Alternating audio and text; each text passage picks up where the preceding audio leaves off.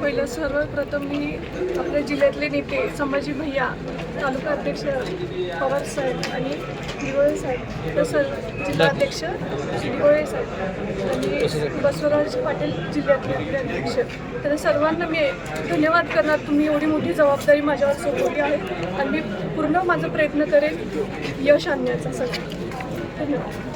ग्रामीण भागातील नागरिकांच्या कोणत्या समस्यावर आपण म्हणजे थोडं सोडवणार आहात? जिल्ह्यातले ग्रामीण भागाचे जेवढे समस्या असेल, घर असेल, घरकुलाचा प्रश्न असेल, रस्त्याचा प्रश्न असेल, नाल्याचा प्रश्न असेल, आपण पूर्णपैकी त्या गोष्टीवरती काम करूया. विशेष करून आपण निवडून जर आलात तर निवडून आल्यानंतर महिलांसाठी आपण हे कोणते काम कराल? महिलांसाठी मला असं वाटतं की सगळ्यात मोठा प्रश्न आहे आपला सुरक्षा अभियानाचा, आणि दुसरा आहे आणि लाडकी बहीण योजना. आपल्याला माहितीच आहे की आपल्याला शासनाने किती मोठा योजना दिलेली आहे, स्कीम दिलेली आहे आणि अनेक योजना महिलांसाठी आपण केलेल्या आहे आणि पुढं पण करू. पण मला असं वाटतं की रोजगार हे खूप मोठा प्रश्न आहे महिलांसाठी पण, पुरुषांसाठी आणि सगळ्या युवकांसाठी पण. तर त्याच्यासाठी पण आपण काम करू, एक रोजगार मेळावा करून त्यांची प्रश्न सोडवू.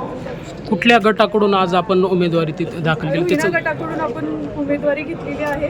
तुमची साथ, तुमचा विश्वास असण्याचं खूप गरजेचं आहे. पण आपले वडील खासदार असताना सर्व धर्म समभाव असल्याची खाती या जिल्ह्यामध्ये आहे. आपण तसे वागणार का? मी त्यांच्याच आदर्शाने पुढे जाणार आहे, त्यांच्या सगळ्या गोष्टीने मी पुढे जाणार आहे. आज इथं मी फॉर्म भरताना पण माझ्या वडिलांनी मला एकच शब्द बोलले की बघा, पैसे येत जात राहतं पण आपलं नाव जपणं सगळ्यात महत्त्वाचं आहे. म्हणून मी तेच आदर्श घेऊन पुढे जाणार आहे. या ठिकाणी मला अजून एक सांगायचं की महिला असतील, युवक असतील किंवा शेतकरी असतील, त्यासाठी आपण कोणते मुद्दे या ठिकाणी आपण निवडणुकीत पण शेतकऱ्यासाठी खूप मोठा एक मेळावा घेऊ शकतो की शेतकऱ्यामध्ये आपण कसलं पीक उगवायला पाहिजे, त्याची टेस्टिंग करायला पाहिजे आणि त्याच्याने कसं त्यांचा विकास होऊ शकतो पुढे, ते गोष्टी आपण सगळ्यात महत्त्व ते वर्कशॉप घेऊ शकतो. त्यासाठी आपण प्रयत्न करू शकतो.